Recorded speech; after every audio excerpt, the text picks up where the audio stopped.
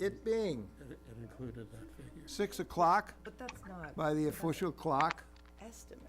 and we have a quorum. We'll call the meeting to order, and we'll start with Marnie to call the roll. David Wanker here. Dana Lara, present. Jack Lawrence present. Rosie? Rosie Kennedy, present. Woohoo! There's 2 Rosies. How'd we get 2 Rosies? I don't know, but you know, I'm so excited because I clicked on the one touch and it worked. I was so excited. That's why I'm excited. You're always going to say. Oh, hey, good. Really? I'm glad it worked. 1 was enough. Watch us. What am I looking for? Nope, now there's 2 of me. And Jim, good evening. And Kristen Piper is just coming on. Kristen Piper, there we Kristen. go.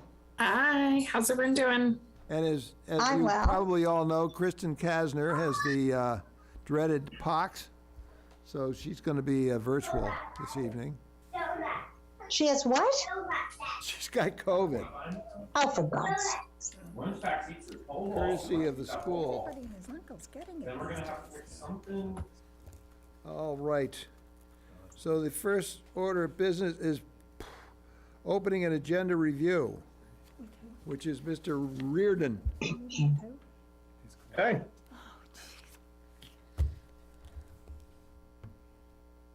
You have the floor, sir. okay, let me share my screen.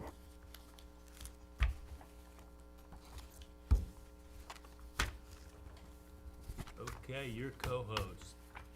There we go. Don't tell me I lost the one Whoops. That was like a shrunken head exercise there. Can you see the screen okay? Looks like it's up. Yes, sir. Yep. Turn it into a slideshow. Dana, you don't have another pen by any chance, do you? Probably. Oh, God, that'd be wonderful. I hope I've considered trustworthy these days to get it back to you. All right, so here we go. Thank you very much. Okay, so we can start with the opening and agenda. I know Patrick sent around the agenda previously, a couple of days ago, so I think you all have this. But this is sort of a general agenda. There's more specifics on the actual one that Patrick sent around. We'll do the opening and agenda review, which is 5 minutes. Project status report, we'll go over that, about 10 minutes. Comments on the Google Docs. So I know there are a couple of folks who have made more comments on the Google Docs. We'll talk about those briefly. And then we'll get into to action planning. So we have our action planning workshop this evening is for services and facilities. I wanted to focus on that. And then there are a couple of other items here that we'll get to as well once we've gotten through the action planning. And I guess there's a joint planning board meeting that's coming up on June 7th at 7 p.m. And my understanding is that'll focus on the Gordon Conwell property. Correct. We'll confirm the next meeting and agenda for us, which is June 9th. I would like to, I'd like to start at 6:30 if that's at all possible. I have a conflict at 6, so if we could either, push the meeting time or just push my part of it back till 6:30, that would be a huge help for me. And then committee business. Does anybody want to add anything to the agenda, or does anybody have anything they want to bring up at this point? I don't think so. Okay. Hearing nothing. That was easy. All right, so status update. I'll bring up the actual status report in just a moment, but sort of in general here, key things, draft chapters posted so far. Land use, economic development was just posted earlier today. Natural resources, cultural resources, and historic, community services and facilities, and transportation. They all have a tracking worksheet that goes along with them. That's the Excel spreadsheet that I think Rosie was referring to a little bit earlier. Then it says that we received comments from 2 MPC members so far. That's not accurate. We've gotten comments from 3. I think it was Marnie who also gave us some comments. I think did you get comments from me also, Jim? Oh, maybe it was from you, Rosie. I apologize. Okay, just I wanted got to it. make sure. Then homework provided to the MPC. So when we give you guys stuff to do, we make sure we post it on the Google Docs. And so let me give you a little bit more detailed view of where we are so far. And I know those are probably a bit hard to see. Let me see if I can zoom in a little bit here. But this is the status report that we've been making roughly on a monthly basis since I think about March. We set up this format. So this has all the tasks on the left-hand side, as you can see, deliverables, the schedule for completion, and what's been updated recently, as well as next steps and overall status. So I'll send this version around when we do the the meeting summary for this evening, so that you guys have a copy of that. But basically speaking, I think we're making some pretty good progress at this point. So if we go down to the chapters where most of the updates have been made.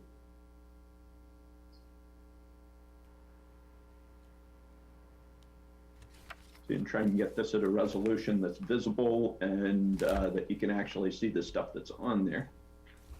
So for the land use, you guys know that there's that land use chapter that's been posted up there.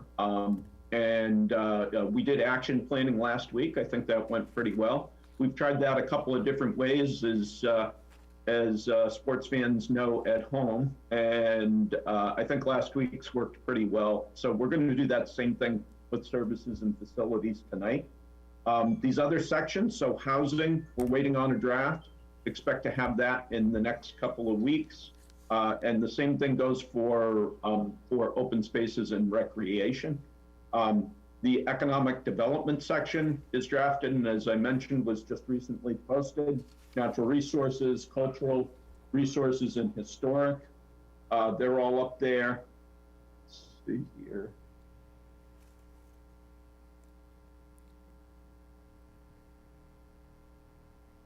Services and facilities has been up for a few weeks, and so has transportation.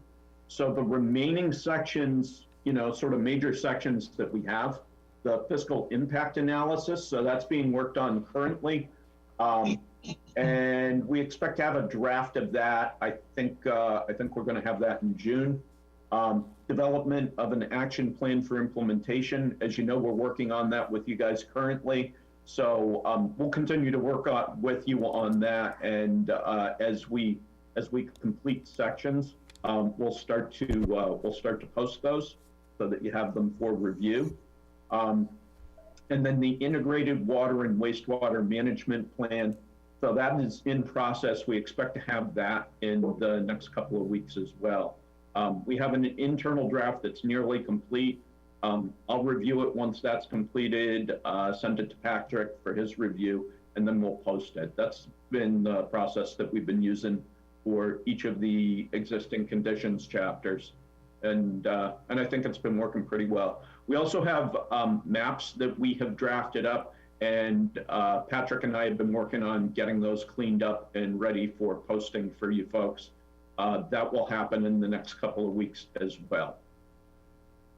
So that's where we stand with the project in general. The idea is to try and get a draft plan together in about the September timeframe. Of course, we'll continue to show you pieces of it as we have them available. So you'll be getting those over the course of the next couple of months. But then we would be able to do some sort of public review of the document, do like public meeting and listening session, that sort of thing, and a workshop, to get general public comments with the intent of having this wrapped up for you folks in the late fall, so around the December timeframe. So we're still on schedule to do that. That's been the plan right along, and you know, I think we're getting closer. So that's my status update. I just thought I'd open it back up to comments again if anybody had anything they wanted to add or say about that, or questions. Jim, it's Rosie. I have a comment. Have we come up with defined parameters in terms of what land is available for development and what land is in permanent conservation? Have we delineated particular and definite categories of land? Yeah, so that's been mapped, and we did present that a couple of months back with the second land use presentation. The map, like I said, the maps that we've been doing. Patrick and I have been going back and forth a little bit trying to get the maps really ready for consumption. But we did show that as part of the PowerPoint. I can't remember the exact figure, but there isn't a whole lot of land that's available for development in the existing condition.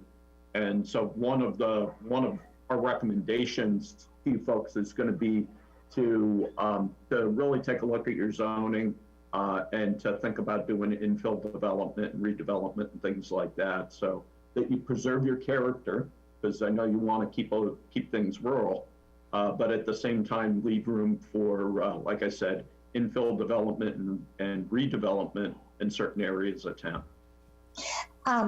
Okay, so in talking about infill, we didn't have much discussion about this other than the possibility was there, but should something like that be something that we should talk about? I mean, the downtown infill, I'm presuming that means in the downtown, and I can't think of anybody who lives in the downtown area who thinks that that would be okay. So I just wanted to clarify where that term came from, where that idea, that concept came from, and is it something that we're just presuming is okay? Rosie, I'm thinking maybe we should defer that discussion until we get into a more intimate knowledge of the form-based aspects of development for the whole town, which I'm hoping will ultimately, Emil, the idea is to apply that concept to the whole town ultimately, right? So I think that's something that probably should await our better understanding from Emil's education program, and then subsequently there's probably a period of charrettes that is to follow of things of that nature that we're going to get into. So I think that's a whole big subject that I think we should defer at the moment, with your permission. Okay, I agree wholeheartedly with you, Jack. I only brought that up because it's that land use action planning was completed by the MPC, and I just don't remember us agreeing to any particular things other than just discussing it. So if you're telling me everything is still in the preliminary phase, everything is still open to discussion, then I'm perfectly fine with that. That's exactly what I'm telling you. I did Got it. have a comment. And let me rephrase the thing I said about action planning. I meant the action planning exercise that we did last week. Okay. Or 2 weeks ago. Okay, thank you. Okay, Marnie. Yeah, I did have a comment, and I apologize because I'm coming to the party late. But I read the land use section and I see that, you know, obviously we have conservation land, farmland, forest land, and recreation land. But those terms are, you know, and mapped loosely, but recreation, forestry, and agricultural land can be subject to Massachusetts laws 61, and 61B. And if those lands are subject to those chapters, then the town actually has a lien on those properties if they record it in the Essex South Registry of Deeds. And when the property owner goes to sell, they have an option to buy it, or the landowner pays a significant tax penalty. But it should be for planning purposes. Planning board purposes, it would be very important to know what forestry land and what farmland is actually subject to those specific chapters of Mass General laws, because that will inform us as to whether or not those properties could be potentially developed if the landowners decided to change the use or sell the property. Similarly, conservation land, that's a term is not really defined, but if a property owner puts their land, you know, in some type of a conservation restriction, that land may never be subject to potential development. So it would be very helpful to know how much land is actually real conservation land and not taxed, so that that land is off the table for planning purposes, probably in perpetuity. So it's a real significant clarification from my perspective as chair of the planning board, to have a real understanding of those terms, looking at it from a tax perspective and also a potential development perspective. And those characterizations will also, I think, inform the chapters on economic development, because if we have conservation restrictions that take land off the table forever, then that's gone as a source of tax revenue. But the chapter 61, 61A, and 61B land is something that we could, you know, formally track to make, you know, to ascertain whether or not it will ever be subject to a potential development of one sort or another. And the other reason I brought it up is because the planning board, or zoning bylaw, has several bylaws, the open space and farmland development bylaw and the great estate bylaw, that have never been used. And the question is why? I mean, one could say that the bylaws are too complicated, but it may be because some of that land is conservation land. And that was, when those bylaws were developed, that knowledge was not before the planning board. So I don't want to throw a wrench in the works, but it is something that I think would really help the town with its future planning if we knew the precise status of some of this land that's mapped, but not specifically referenced with respect to their its tax status. So they should be color differentiated on the maps, Jim, I believe is what really is called for here. A Chapter 61 property versus a Just a conservation farm. easement property could be two different colors. Oh, yeah, And exactly. distinguished as such, and then we could have a pretty good feel for what's what and where's where. Yeah, I mean. And those that are truly open, and there are envelopes out there, there are things of that nature, but, Yeah, and you know, I mean, I think Peter Britton's property, a large part of it is in conservation restrictions of one sort or another. But, you know, there are probably some farmland that might just be farmland, and it's not actually, I mean, the people may not well, be that's taking Asbury advantage. Commons. Asbury Commons is such a piece of property, actually. It's Peter Britton's, but it's not subject to a restriction. He had an A&R lot that's not subject to the restriction, but the balance of that property that you can see is subject to the restriction. Oh, good. Well, would be really important to get the maps right on that one. Yeah. Right. Okay, some good comments there. Thank you very much. I have a couple of questions. Are we at the point where we're discussing community services and facilities? Not, well. Quite, okay, if- sorry. Yeah, if you mean the action planning, no, not quite yet. Okay. Well, I've got some clarifying questions that I want to ask. Okay, good. All right, so this is the access point for the Google Drive. And sorry, I'm getting a little bit of an echo, I think. This path will take you to the Google Drive. I think everybody that I have spoken with or had communication with has been able to access it. Sometimes it takes a couple of tries, but folks have been able to get in. Is that the case? Is anybody having trouble accessing the Google Drive at this point? Okay, good. As I mentioned, there's a number of draft chapters up there. The one thing I hadn't mentioned yet this evening anyways was the implementation plan and action. So there's a folder up there that has the draft implementation plan, which provides some structure for, how the actions will be laid out. And then an opportunity for folks to pull down an implementation table and go through the exercise of trying to come up with their own actions and plan. The idea there is that'll help us get ready for action planning on each of the chapters, and that'll help solidify the kind of things you want to move forward with in your town, and that you'd be able to bring those to the group and would be able to integrate them with other action items.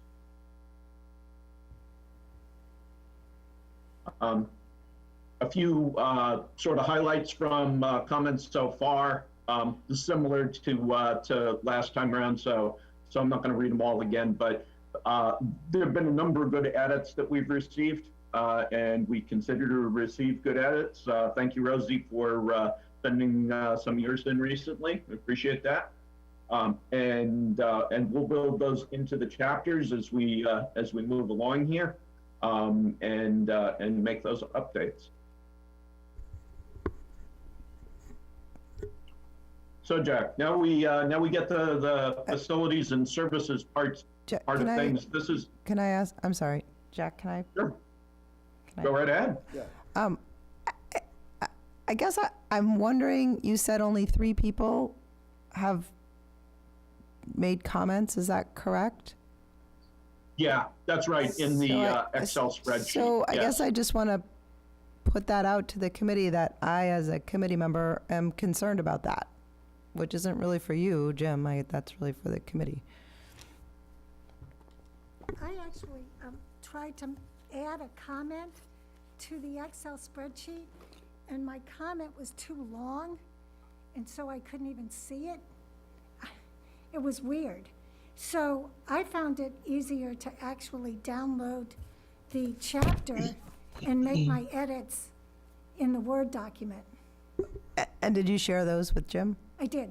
You did? I did. I sent him. Okay, so I sent him land use. yeah, so I guess that, Jim, maybe that's helpful clarifying. Like, I'm not concerned whether if people, I don't, like, people can do it different ways. I'm just, if what we're saying is that the majority of the committee has not made comments, I'm just saying as a committee member, I'm concerned about that, and I'm looking at the rest of the committee, like, to know why they're not doing that.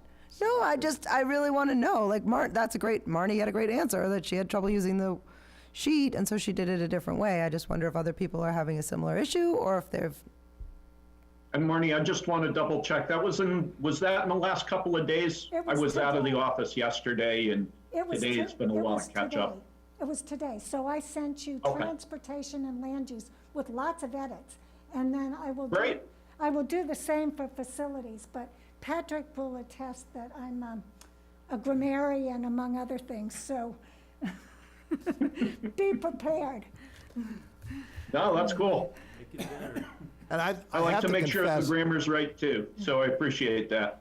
Well, I have to confess, Jim, I am a born pedant, but I've downloaded and printed out all of the chapters to date, and I've got them all marked up. And so that's one of the things, I've got to ask some questions here to make sure I've got some of my facts straight before I then put in corrections to you.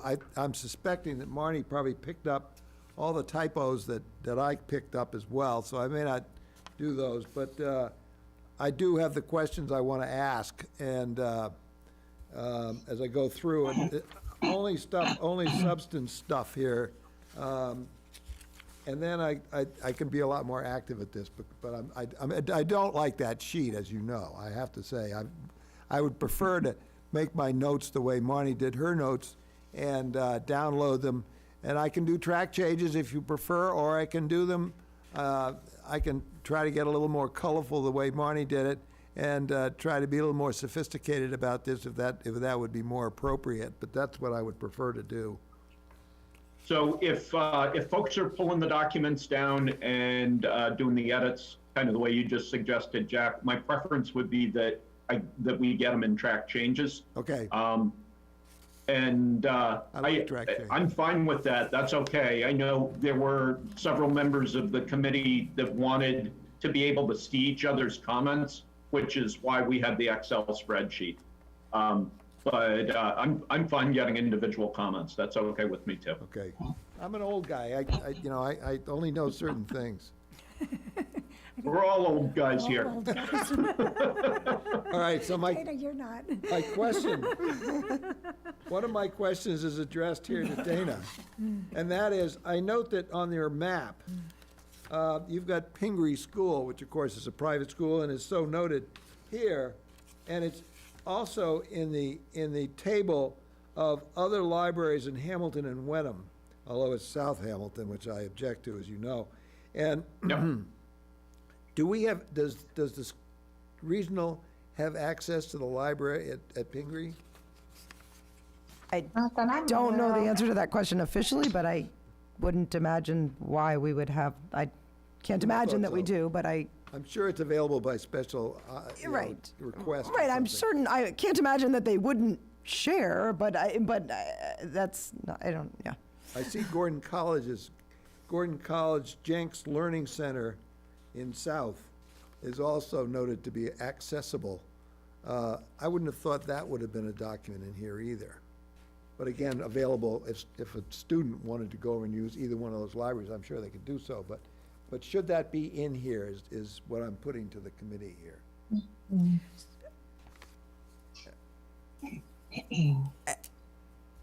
I don't know whether that was directed at anyone. I guess I didn't mean to open a can of worms. I was just sort of saying that, like, you probably have, I don't know, 15 comments, right? And the idea was to put them all in together and then review them.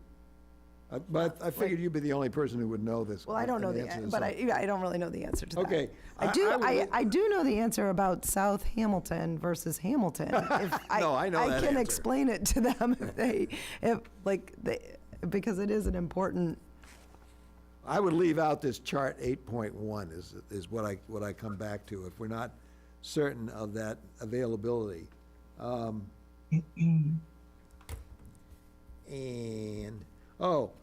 then there's a list of functions at Town Hall that are based at Town Hall.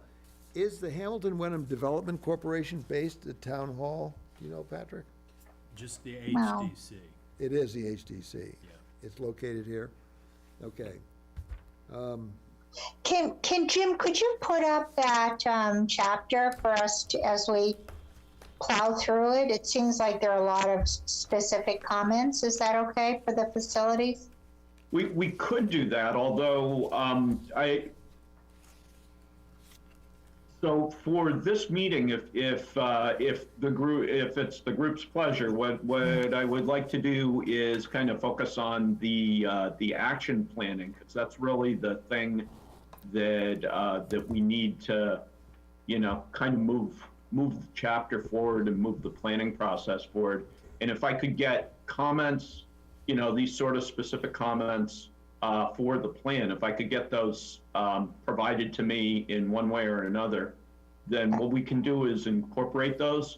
And then at a subsequent meeting, if everybody would like to go over individual comments, we can do that, or if you'd like to do it another way, that's fine too. Okay, so just to make this last comment, and then I'll defer to somebody else, but when you talk about facilities and services, I think there were a lot of misstatements throughout the whole document. I think really needs to be cleaned up a lot. There were a lot of ambiguities, things that just no are not right. So certainly I will add some comments as well. But just so you know, being a town person, there are a lot of things in there that really are inaccurate statements that are inaccurate. Yeah, no, we'd like to clean those up, obviously. We want your plan to have good information in it. Okay. I just had one significant substantive, really comment or a question, and that was the housing authority, whether or not that should be added to this chapter, the Hamilton Housing Authority. I mean, that does provide services. So there's a housing chapter 2 that's getting developed, and I would be inclined to put it there, though we could certainly reference it in services and facilities if you think it's important for it to be there too. Within the context of Dana's remarks, although I did not make comments as I should have procedurally, I did by email follow up from Eric's last presentation with several questions regarding the use of Essex County versus different comparability grouping. And my memory is that ultimately that was answered by a comparability universe is not relevant to us anyway, and it would take more time. But I did offer that comment. I also said that given Eric's data regarding housing units, et cetera, it seemed incongruous with the population decline in Hamilton. And I wondered if that incongruity was real or not.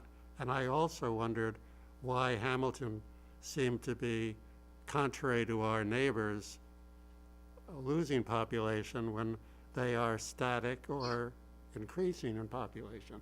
I thought that might be helpful for us to know in terms of planning. And I don't know that I've received substantive answers as to that. I wrote up something along the same line and noted that I didn't think the county specs had anything to do with town of Hamilton. I much preferred to see how we stacked up against our peer towns, because that seemed to be more relevant than Haverhill, Lawrence, Lowell, et cetera. And to the extent that the other towns have done things that we haven't done or may not be in better shape than we are. For example, Ipswich has a lot of commercial development along Route 1. Manchester has commercial, most of them have commercial development, we don't. And that's the kind of comparison I think that would be instructive. As far as losing population, I don't see a lot of empty houses around town. And my thought was, if a family moved to town, were counted as 4 because they had 2 children and mom and dad, the kids go through the schools and then go off to college, that family is now 2 people, not 4 people. That would explain why there's an apparent loss of population due to, they're saying the town is getting older. But Jack, pardon me, that's a phenomenon, if it exists, common to all municipalities. Exactly. But other municipalities apparently are stable or increasing in population. So that's one of the comparisons that it's that kind of information that I'm really looking for, that I think would be instructive for us more than comparing us to Essex County. But Eric noted that if we were going to change the frame of reference, it was gonna cost a bunch more bucks, and it was gonna slow everything down, and I think that's unfortunate. May I just add, let's- though, there's a huge amount of information in the housing production plan that compares Hamilton to neighboring towns. I mean, Boxford and Wenham, and so it's not like that information would be hard to find. So it's too bad really Eric hard. didn't tap into that. I don't know, Jim, what can we do about that? I'm sorry. Go ahead. Let me get a word in. Yeah. You know, what we find in virtually every single census count is that family size keeps getting smaller, and the number of individuals per household size keeps getting smaller and smaller. Yeah, at the same time, development in Hamilton has been fairly limited. Static, yeah. You know, unlike Ipswich, unlike Middleton, unlike a lot of other communities. That's true. We can look at those communities, but, you know, what we find are just those facts that they grow and we haven't been. So what is that really providing us? It's not giving us silver bullet information with which to create policy. But we've just added a couple of multifamily developments here, for example, whether that's material in the overall scheme of things with Patton Ridge and Canterbrook and so forth. And now we're gonna have the Habitat for Humanity across from Canterbrook. And that would all be, I would think, available from the latest census at this point, shouldn't it? And maybe it's in the plan, maybe it's in that, in the document you just mentioned, Marnie. Well, it No, has a it's comparison, higher. but it does note that we're losing population. That's a given. Well, with this, but the same number of households are paying taxes, aren't they? And they're probably paying the same taxes despite the number of people in the household. That's so, right, right. It's Yep. occupant exclusive. Yeah, You know, they pay the same amount even if there's an absentee owner who doesn't even live there. so we've added 12 plus, what's it, Canterbrook, 24 or something like that? Total is 23. 35, 35. yeah, between those two projects. Oh, You'd think that would have covered, brought us at least up to scratch. Yeah, again, you spread across I think our number is somewhere around 1,500 residences in the town. And, you look at the idea of family size going from 2.4 to 2.1, that's a bigger number Yeah. than the number that's being added by those 35 senior housing units. Yeah, yeah. But we have picked up those additional taxable units at fairly high level. I mean, we're talking about $800,000, $900,000, $1 million units that are paying into the coffers. Can I jump in? Where are we on the agenda? I think we're talking about I was talking about facilities and stuff, but But I was responding, Dana, to your comment about participation, and I wanted to point out that although I had not done it within the context of the spreadsheet, I had attempted to clarify certain issues, and I just want to say that I'm concerned that a comparability universe was deemed relevant by Eric when he used the county, and when it was pointed out that a peer community might be a more logical comparative universe, suddenly the idea of a comparative universe loses favor. It had been relevant within the context of county. It loses favor in terms of being relevant if it requires more work in terms of gathering peer community information. yeah, That's all. So I'm prepared to move on within the Yeah. agenda. I guess I just, my understanding of it was that we were to submit, like, I submitted comments, but I am not feeling like I need to have each one of my comments answered before we can move on. Like, I feel like I've submitted them and I'm ready to, it doesn't mean I don't expect that they're gonna get answered eventually, I think that's all we're really saying. is That's we- all. Right, that was basically the intent, Dana, is that we would get comments and we would update the sections as we move to sort of the next level of drafting. If the group really wants to spend time going over individual comments, we can certainly do that. But as I mentioned previously, I think the more useful thing to do would be the action planning.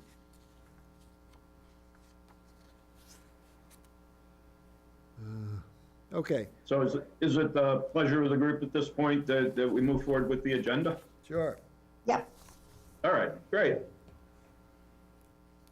Okay, so tonight we wanted to spend some time doing action planning around facilities and services. To start that off, just to kind of get the juices flowing a little bit here, we wanted to go over couple of highlights from the presentation that was given. It was given, a couple of months back now. Some key points that were made include that the Hamilton Town Hall reservations, due to architectural features and structural damage, are being funded by the Community Preservation Act. So that's really, related to the funding source that you folks are using for town hall renovations, excuse me. Jim, pardon me, I think that might be better said, funded in part. Yeah. Okay. And then the towns of Hamilton, this one's a little pithier, I think. The towns of Hamilton and Wenham have multiple partnerships for municipal services. You guys cooperate on a number of different things, and that's a good way to sort of get an economy of scale and reduce costs. The town is actively working to improve flood preparedness and emergency response capacity. And then there's really, I think, two key issues that are part of this plan, both under facilities and services, as well as the integrated water and wastewater portion of the plan that's being developed, is that the water supply in Hamilton is currently fed by groundwater wells, and that's really your only source of water in town, at least potable water. And there have been past efforts to replace and rehabilitate at least one well. The idea here is that there is some concern that the aquifer may be stressed and that the wells may be stressed, and that could get in the way of future development, whether that be redevelopment, infill, or new development in town. Similarly, Hamilton relies on septic systems. So you don't have a sewer in town, and really it's individual systems that are used to manage wastewater.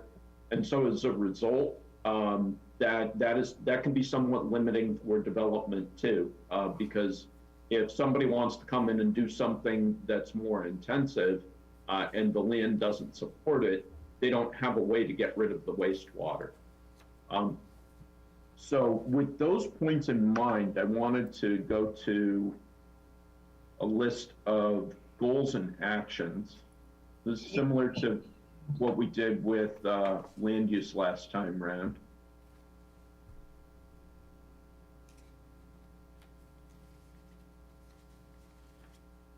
So, having done this for a few communities, we've identified what we think are some common goals and actions that go across communities, particularly a community like Hamilton.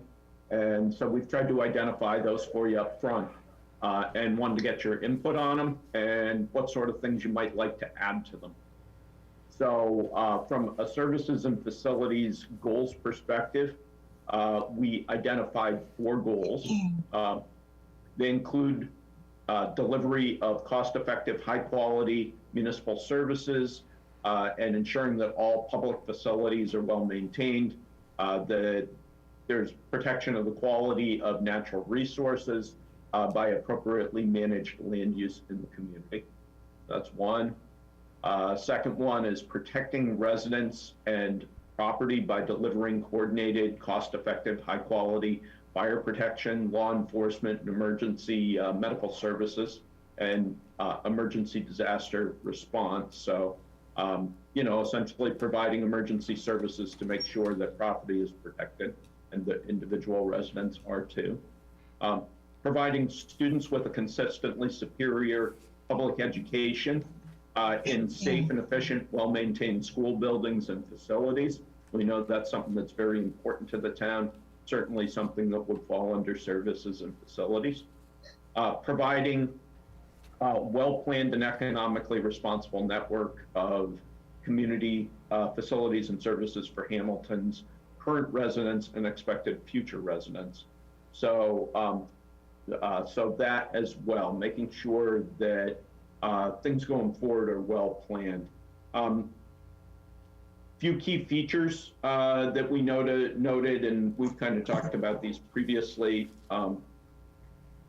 include that Hamilton and Wenham often partner on services.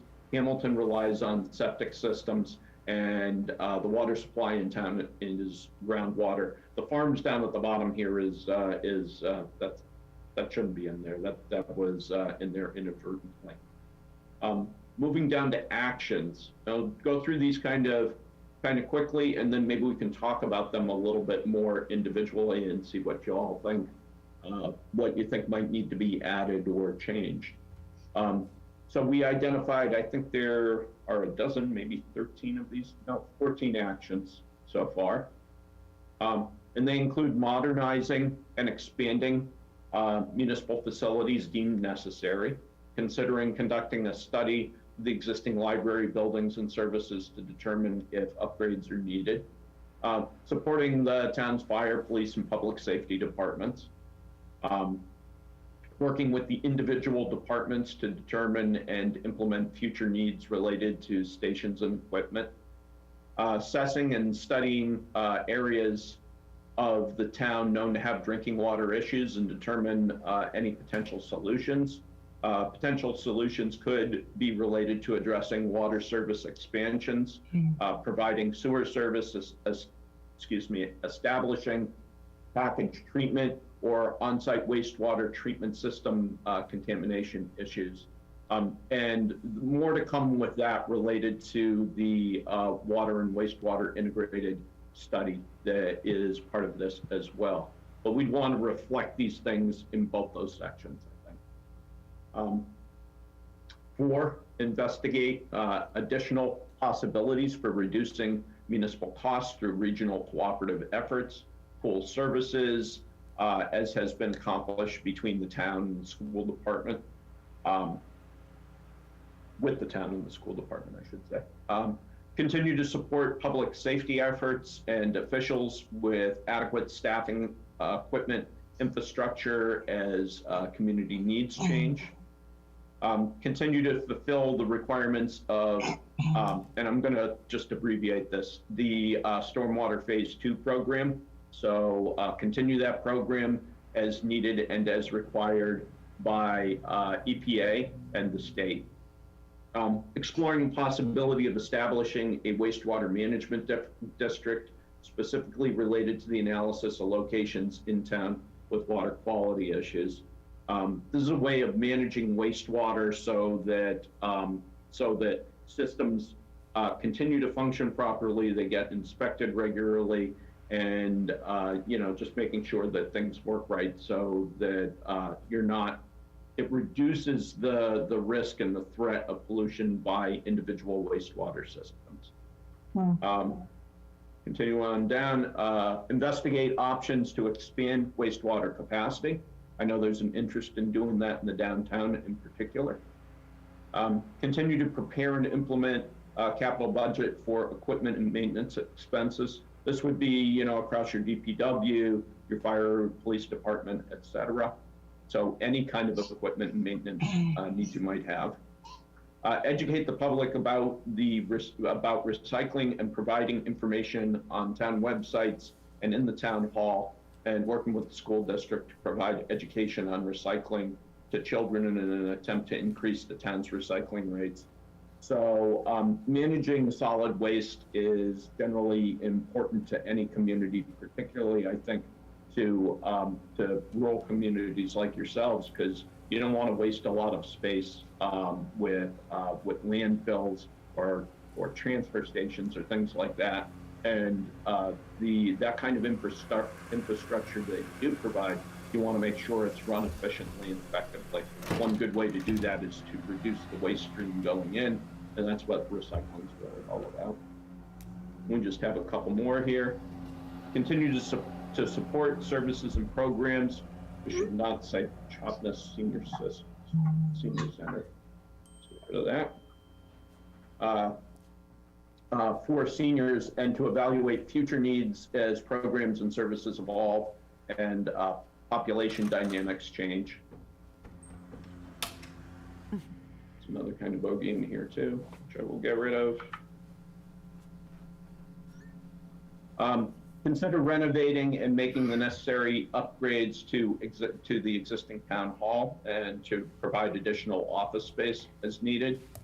Continue to support services and programs for senior citizens and evaluate the future needs as programs and services evolve and population dynamics change. That's really, sorry about that. That was supposed to be that one, somehow it didn't get deleted. Then continuing to modernize and upgrade the town's schools and school-related facilities to meet or exceed state educational standards. So those are 13 actions that, as I mentioned, we identified as things that we thought that you would probably want to see in your plan. And we thought they might sort of start food for thought for other actions that you'd want to include around services and facilities.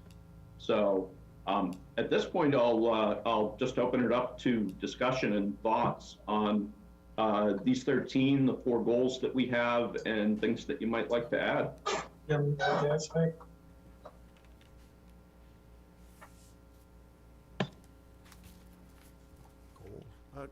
Jim, I didn't, I may have missed it. I have a little trouble seeing and hearing at this point. Was there a category for developing commercial properties? No, I would expect that would come under land use as opposed to service and facility. Maybe, David, there's a way that you see it linking into services and facilities that I'm not. We have on the agenda, item 5. I don't think we're at yet, are we? So Okay, never mind. that's the one that,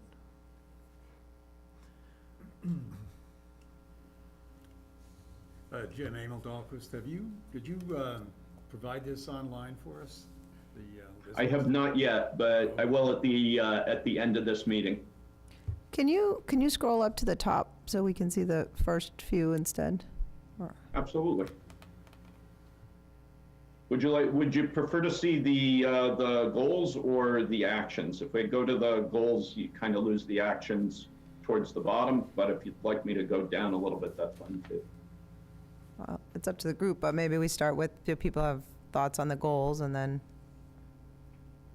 I don't know. It's up to you, Jack. I guess I'm into the actions. I mean, you've got a lot of things that we're working on already, and the town hall is kind of a sore subject. I've gathered that, so Yeah. I'm sorry to bring it up. Well, it's probably gonna keep coming up, but it's, at this point, gonna be at least 30 to 50% more expensive than it was before.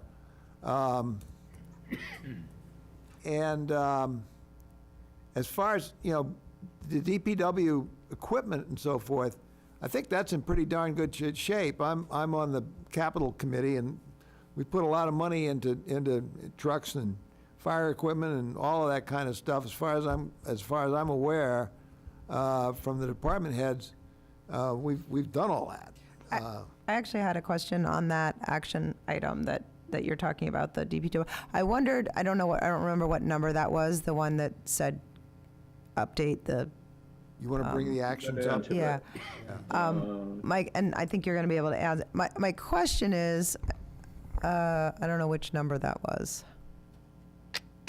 But my question was, I wondered whether the action item might,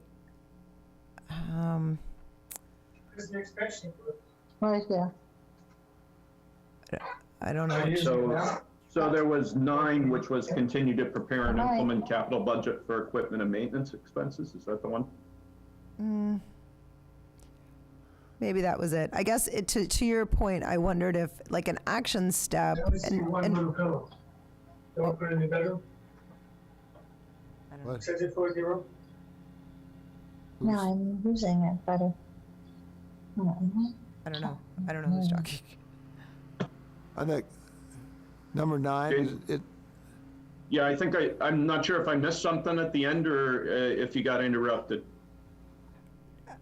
So my question really was, in terms of creating really effective action steps, given what Jack just said, I wonder if we think about that one would a more effective action step be, I mean, it says continue to prepare and implement a capital budget. Like, I wonder if there's just a way to put it more powerfully that, like, you're saying we're doing that currently, but an action step might be to make sure that on an active, like, we could quantify it, and I don't know what those numbers would be, but like, you know, every 3 years, ensure that there's a review of an upgrade to, you know, I guess what I'm saying about that is that just because we're doing it now doesn't mean we don't necessarily want to ensure that this is because we've seen deferred maintenance is a real issue in the community. Well, in the town hall for sure, but In the as far as town hall, in the equipment, schools, and our DPW other, equipment, you know. In the water system too, that's Right, so something I guess that's what I'm wondering is that, like,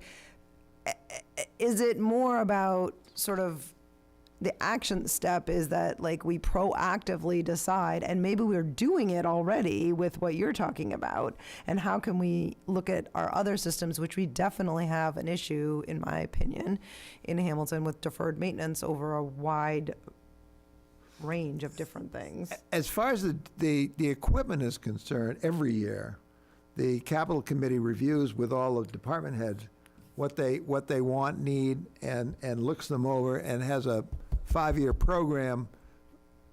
Every year we buy a new police car, for example, it's $85,000. This kind of stuff. But So I guess that, like, I believe you that you're sort of saying that you feel like in terms of equipment, maybe this isn't such a problem, and maybe other people don't agree with me, but to me, it looks like maintenance in general is an issue in terms of, we look I'm at not we talking look about at every component. You know, we're rebuilding the garages behind here, for example. They were in terrible shape. You're absolutely right. They were leaking. They were in awful shape. I will defer to the rest of the committee. I just look at, like, Jack, I'm wondering, is there like some sort of report that comes out of that? Well, yeah. Actually, it's on that. It's on the tool, and you can see exactly the $500,000 that we dedicated to doing things this year, and what will be done over the next 4 years. It's right in that John Prulage's tool, so you can see exactly what we're doing. The schools have not had a capital budget, but they, that's something else. But as far as the town is concerned, as I say, we review that every year, and we put in our recommendations to the town manager, and I think we're keeping things pretty well up to date on that score. I think maybe more than we need to tell you the truth, is my personal opinion. I think that some of the stuff we should farm out. We don't have to do as many things as we do, and I think that maybe But that's, we look at that every year, we evaluate every year what has to be done, and I think we're keeping up pretty well, except the town hall. As I say, the town hall is a kind of a Disaster. sore subject. Jack, I think I got diverted to commercial development because all of these goals are laudatory. I don't know that we would object to any of the concepts. The question that I return to is, how do we fund this stuff? That is, if the master plan says we ought to do 1 through 13, 14, how can we expect to accomplish them? So that's actually, David, I'm really glad you brought that up, because there's a question here that I think we want to discuss with the group. Whether you folks want your master plan to discuss funding in sort of individual sections like this, or whether we put that all in sort of the fiscal impact or some other part of the plan that is just dedicated to making funding available, and maybe talk about it in terms of different subject matter areas, but kind of consolidate it. Well, Go ahead, Jay. I think we're pretty close to the maximum that we could generate from our current revenue base, which is totally residential. And I would like to talk about, and I see under 5 is where I would like to talk about is what's coming up on June 7th, where we're going to have a combined meeting with the planning board, and there are going to be 2 topics coming up there. One topic is the form-based design of the town, which is going to be extremely important in terms of forming our plans going forward in terms of the overall approach. And the second is how we can shift some of the burden, the tax burden, to commercial development.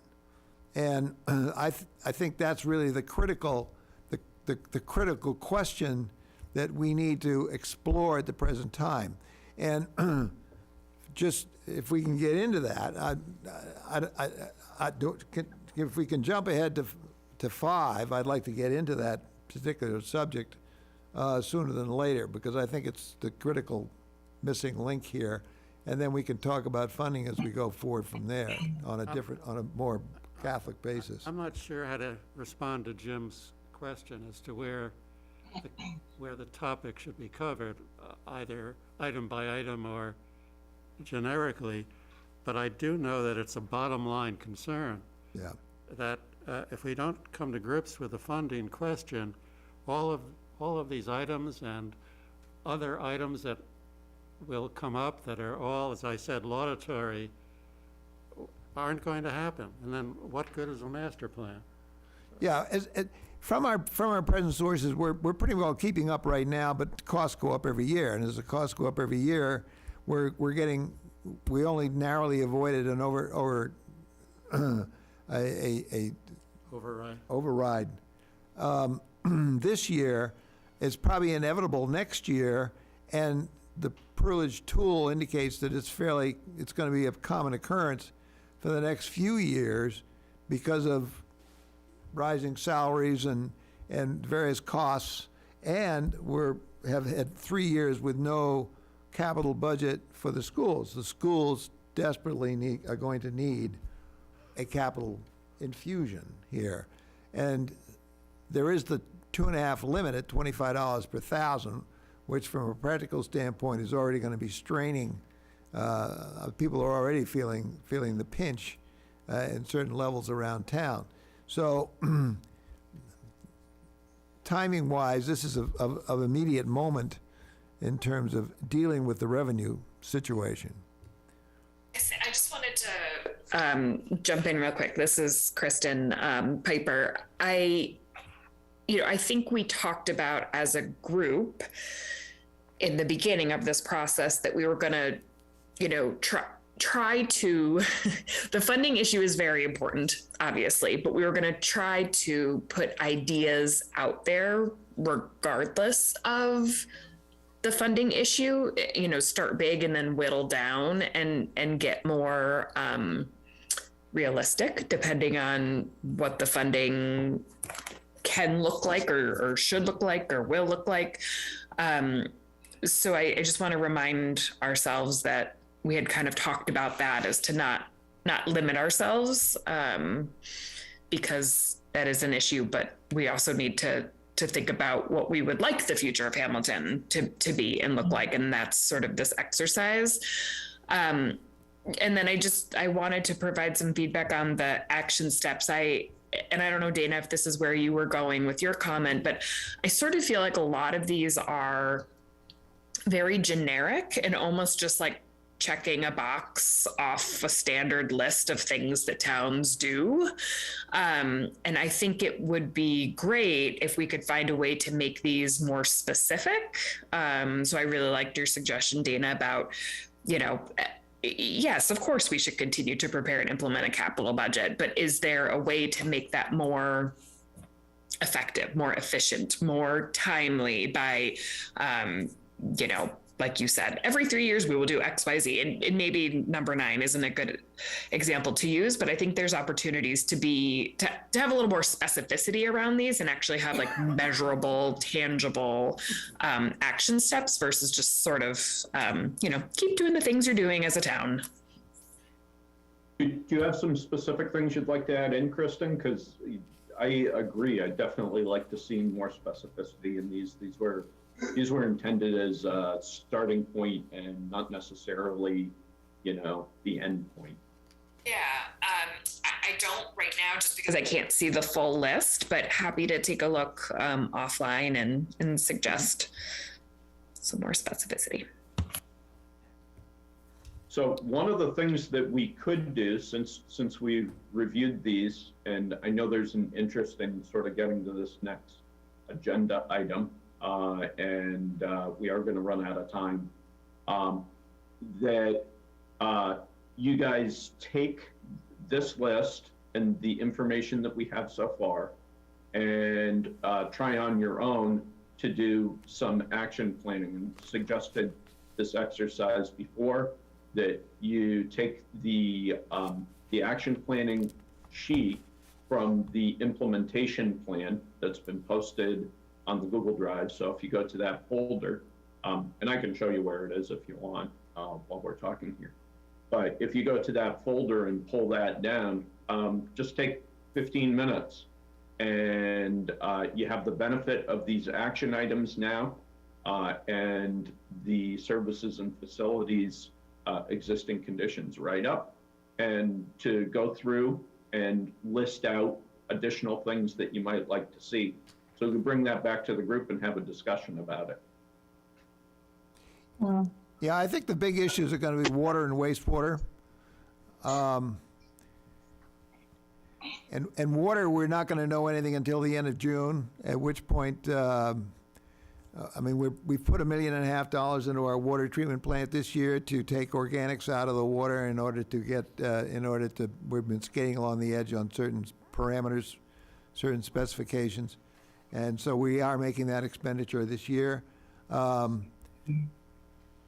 But as you know, I think everybody knows, there's a huge study going on right now about sources and uses of water and whether that will make sense ultimately to transfer over to getting our water, stop producing our own water from the wells and take it instead from the Beverly-Salem Water District plant. And so that will be sorted out by the end of June, and then we'll have a perspective that we can look at. Wastewater in downtown is a whole different subject, and the problem there is that, one, we're working with a very high water table for discharged water from a wastewater treatment plant. Secondly, a wastewater treatment plant has to be spec'd for a larger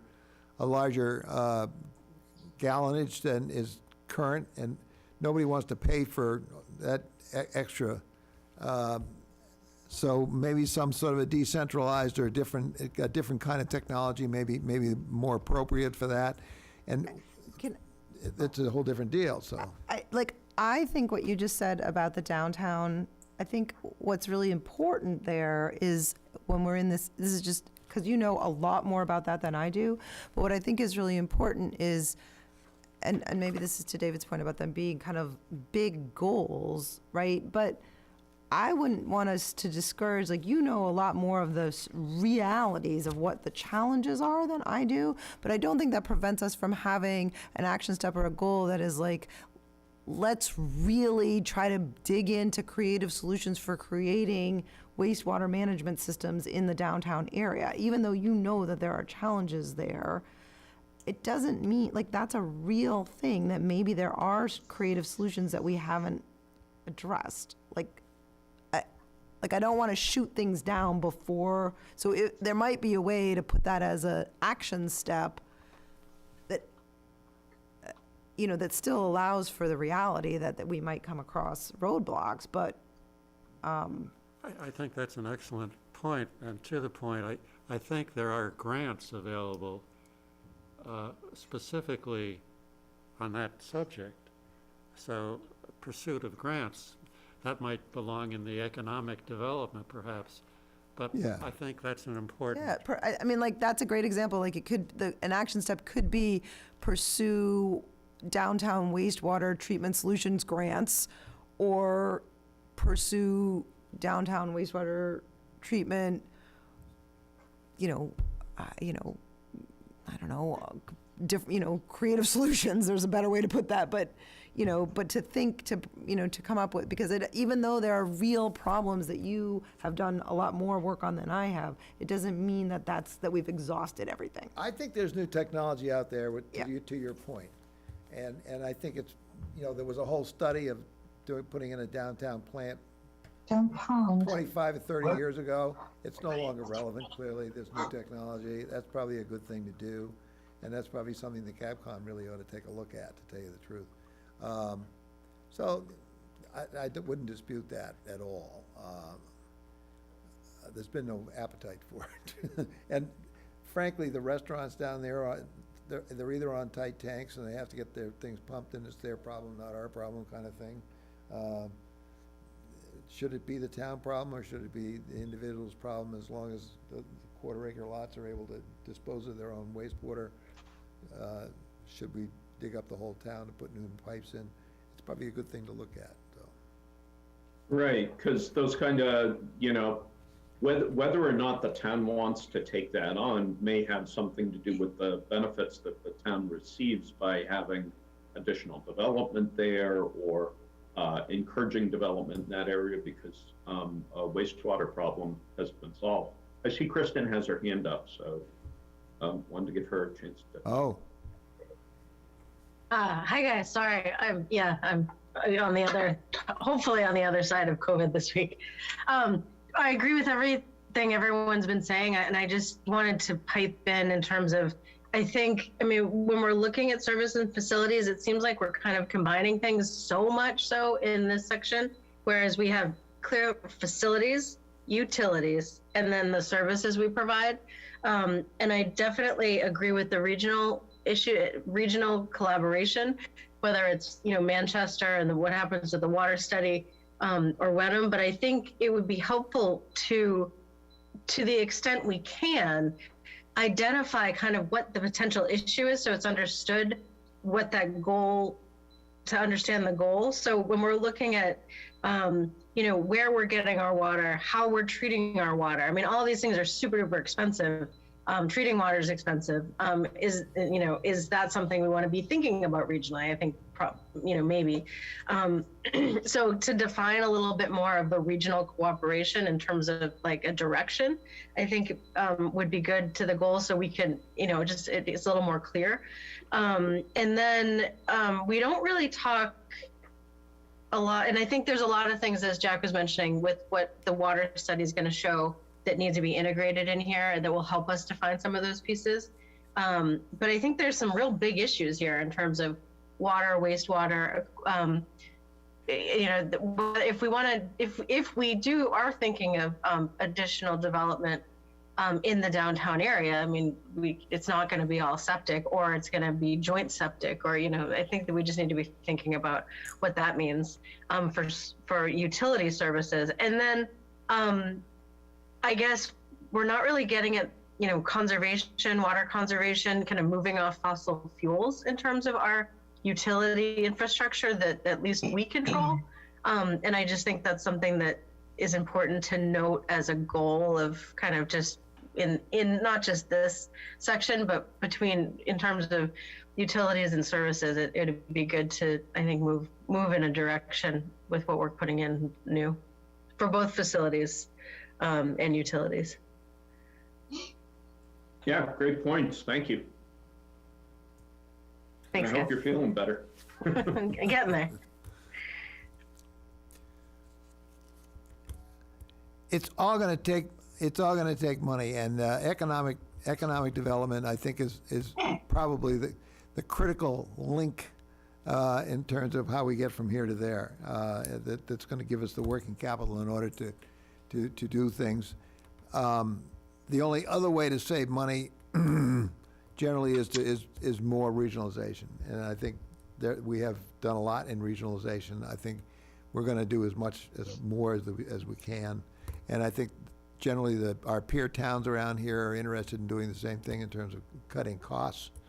I think we've now regionalized our human resources. I think we've done obviously done a lot of stuff. So that's one side of the cost equation, that outgo and the income is what I'd like to spend a little time on now if we could.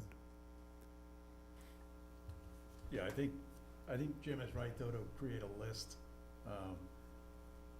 so that when you do get the money, you can fund it. In other words, get a master plan in place and fund it accordingly by priority. So I think the thing is, you want to be as complete as you can on your list of things that are important to the community.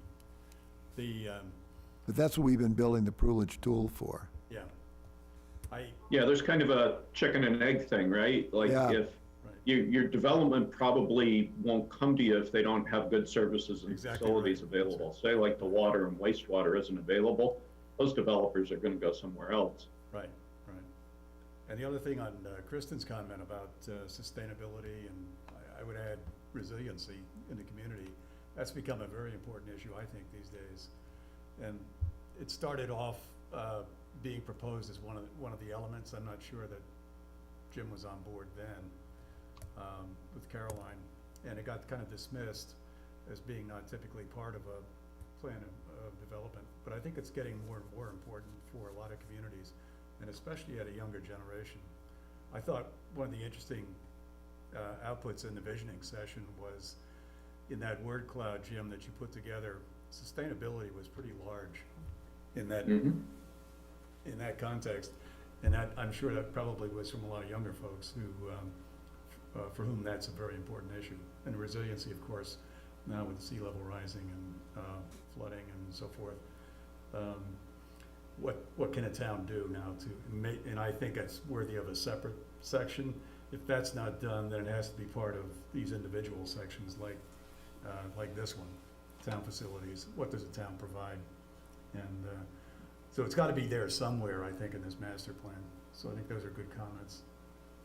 That's a great point. Yeah, and certainly true that if, some towns certainly have their own resiliency sections. Some towns do things called resilient master plans where, the resiliency is really a focus and spread throughout the plan. There are other towns that decide to put it in a particular section, and services and facilities is one area where that goes, also in natural resources. So we can build those kind of items in. So great comment. Yeah, just one other thought on this. I look back on the 2004 master plan, and the more I look at that, the more interested I am in kind of the wording and what they did there. I think it'd be good for us to review what was commented on in 2004 and kind of carry some of those things forward if they have not been dealt with. And so I think that's and one part of it that I like a lot is, and this goes to the comment about not getting too generic here in our commentary, that the write-up in that I thought was really interesting in that it really emphasized for Hamilton the character of the town and the importance of that to the people. You find that thread throughout all of the sections. It's very well written. Yes. As an overview, and so I would hope we kind of capture some of that going forward into some of these sections. And I think we've done some things on the sustainability part of it too that weren't even contemplated in there. We've got the photovoltaic thing on the dump, so we've really brought that back into a productive part of the town's fabric, and it's and we got the dump closed in the interim, which was a big deal. I think that was about $30 million that went out for that. It was the whole thing was a big deal. So the wastewater part of it is difficult, and if we could get some bucks into this thing for sure, it's something that we really, because there are things, I don't know. There's a lot of things that have happened that in technology-wise, and it's a good point, and I'll certainly bring it up with the Capcom and when we assemble in October, and it could be some interesting things there. And we could have photovoltaic on there's a lot of roof surfaces where it would make sense. The library's not one of them, but certainly in the schools, there's generally a lot of roofs and things that could I'm sure the schools must use a lot of electricity, and it would be good. It would be good to have that integrated.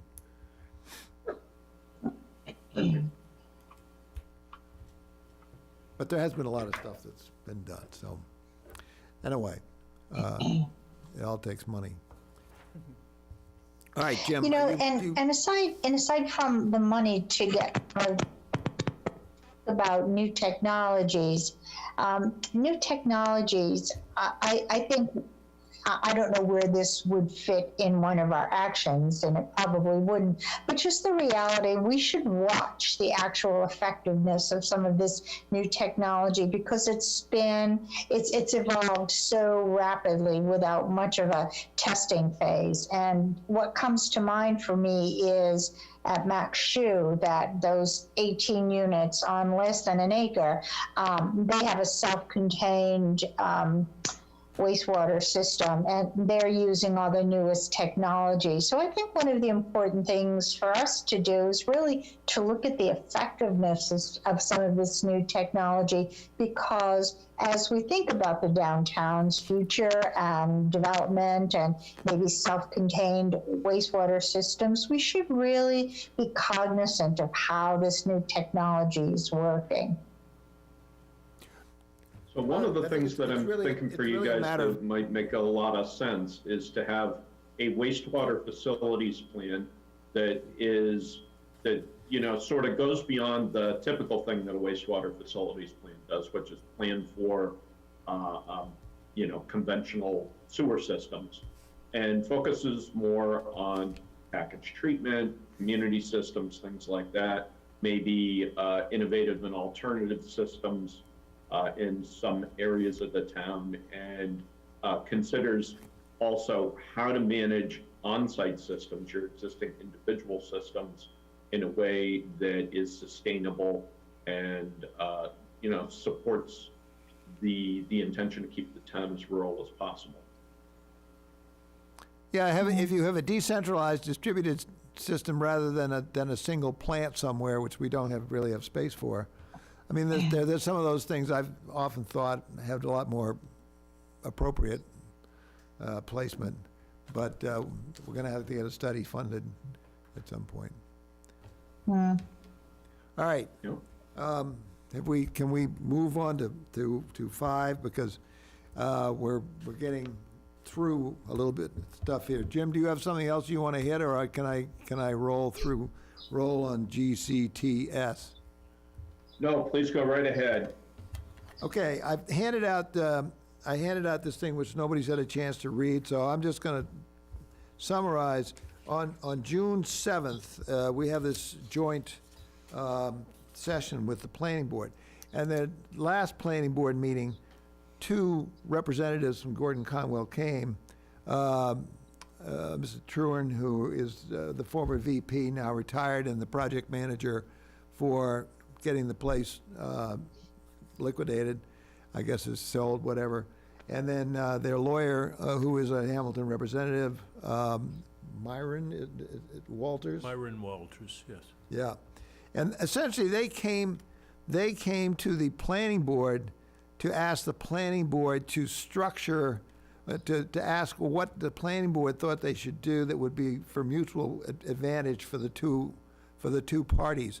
And the planning board quite rightly described to them the fact that their mission is not to build projects, but rather to have projects come to them, which they would then determine how it would integrate with the town and what tweaking needed to be done in order to make it more appropriate for use.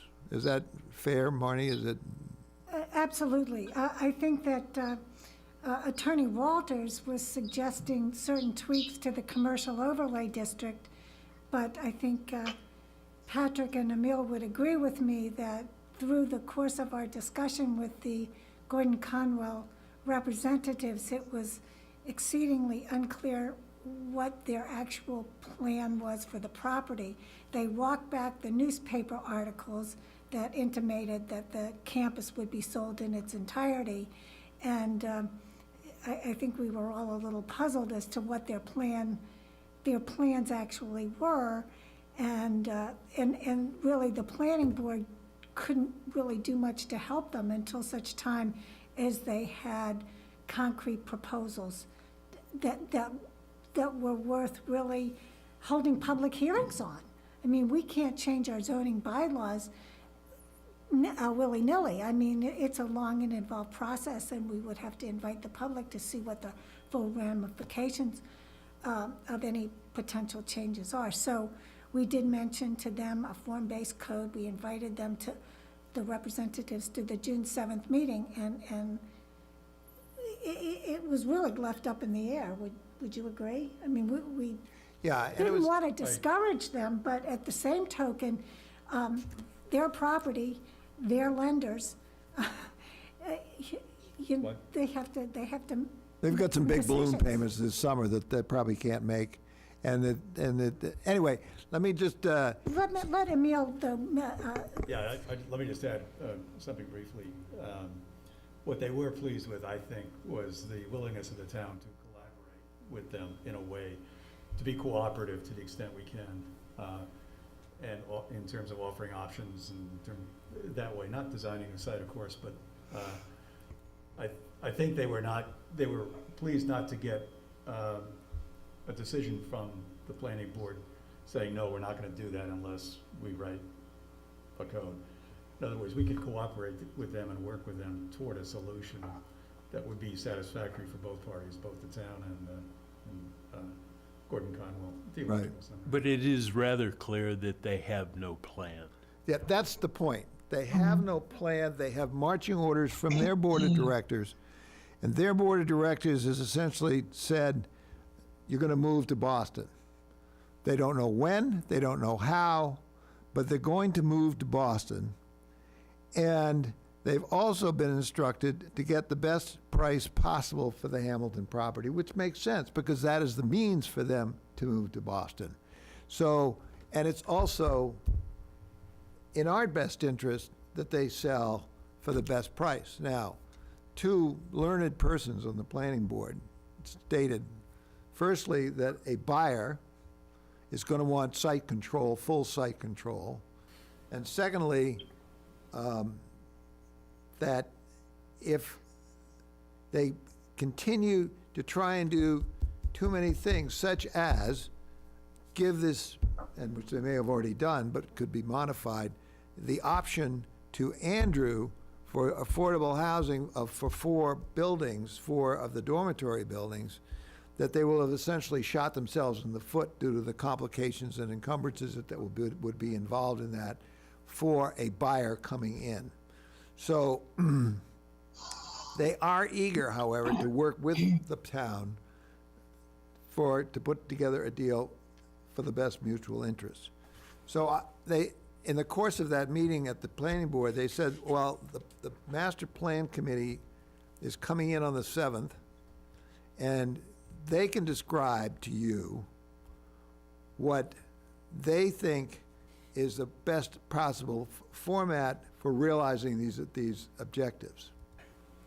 So what I've written out here is way I think, and I'm hoping you all may concur with or make suggestions to improve on this thing. What I am suggesting here, which I want you to consider, is that if the option to Andrew may be 5 or 10 years, who knows?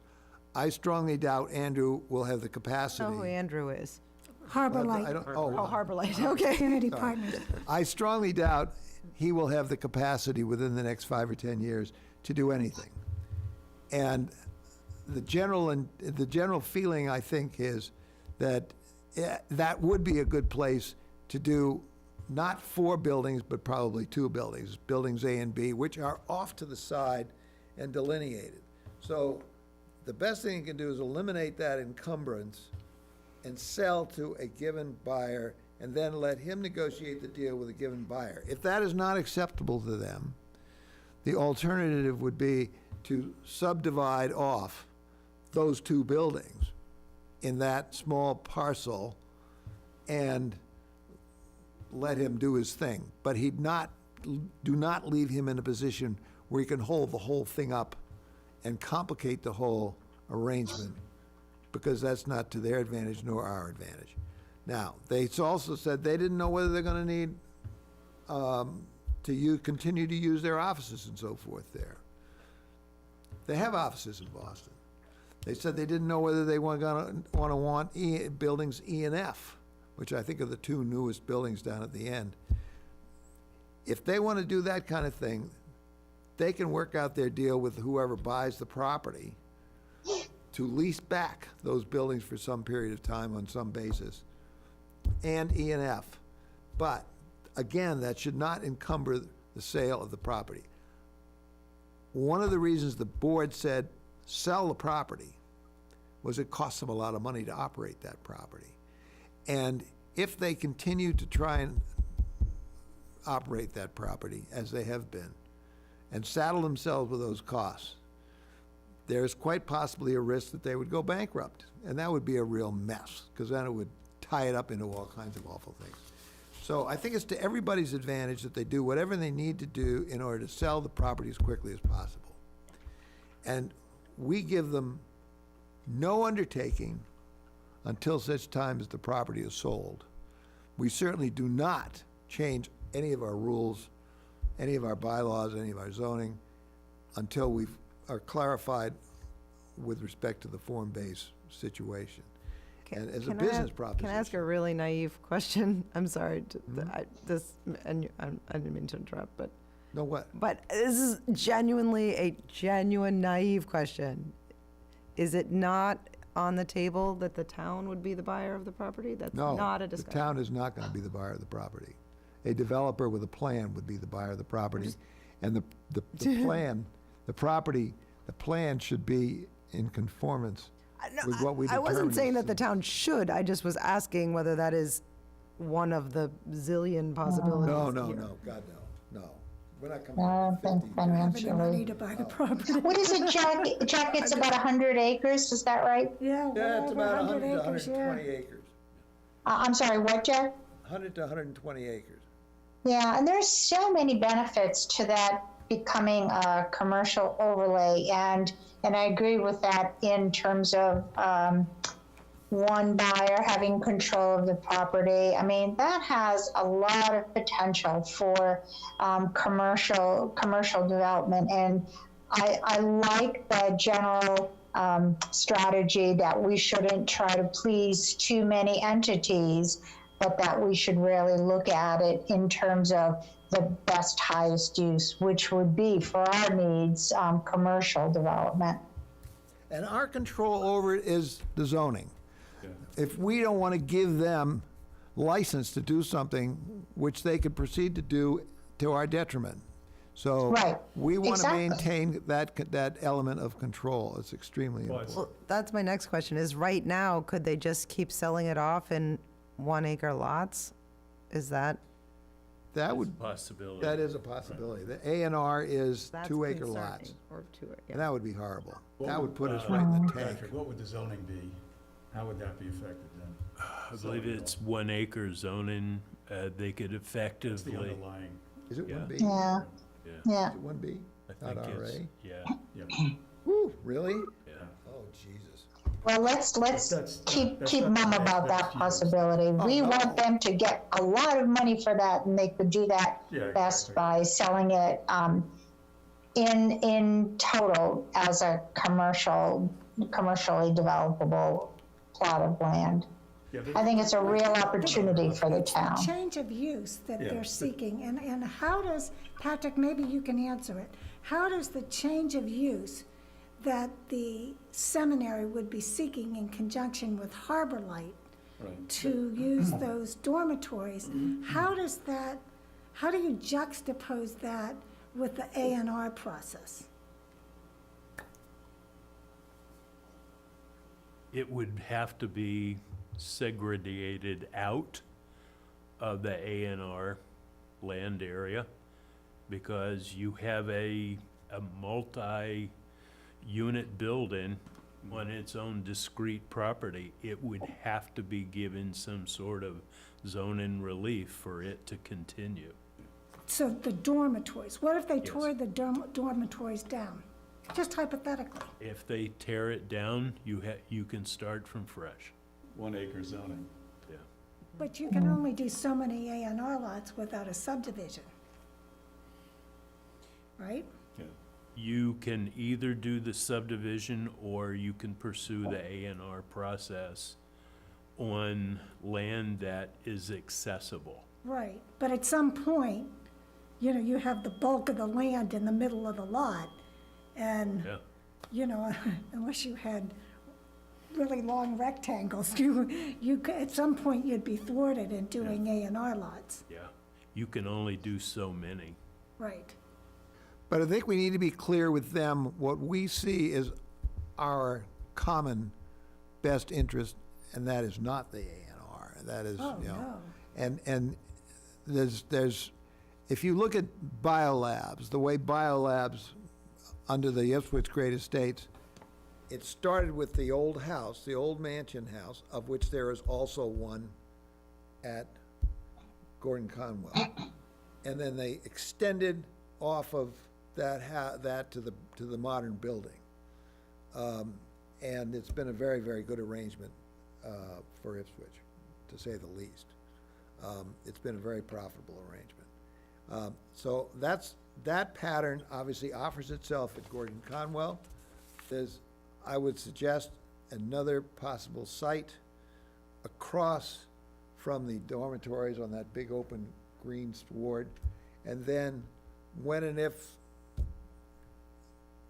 Gordon Conwell truly moves entirely to Boston, there's some big buildings up there on the top. I know in the past, people have looked at it and said it would be too expensive to go up there because you'd have to knock all that stuff down.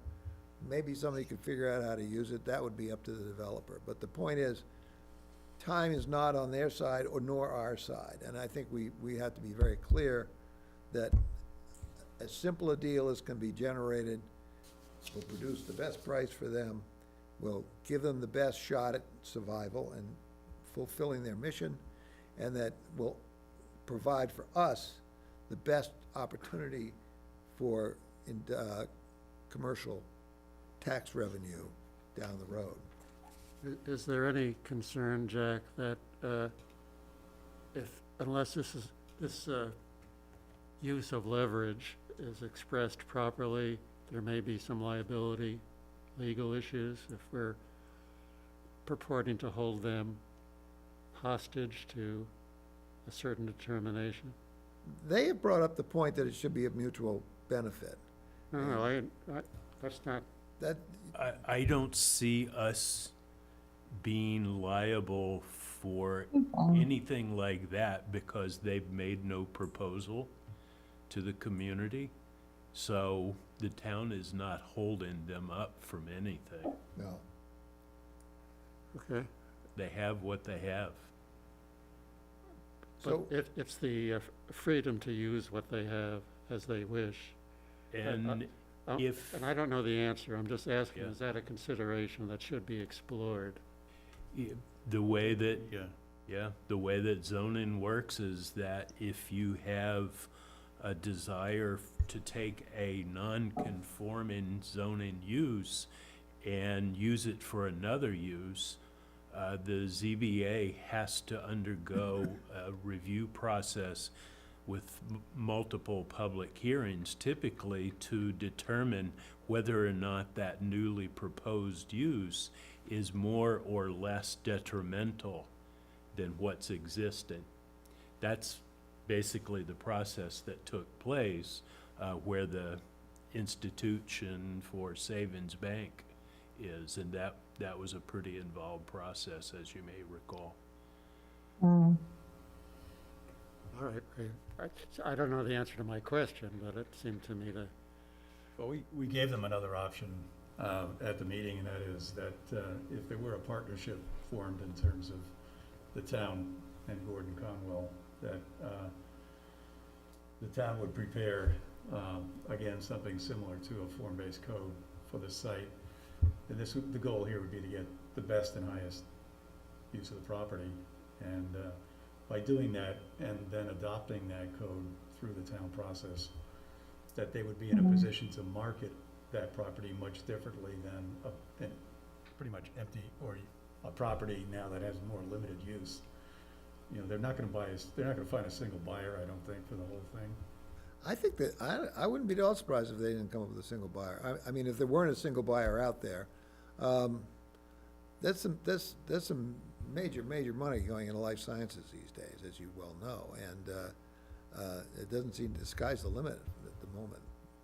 Can I ask because what you're talking about is sort of a more sophisticated version of my naive question, right? Is that you're talking about the town actively collaborating. Would that ever prevent, creating all of that, would that prevent a single buyer if there were a single buyer?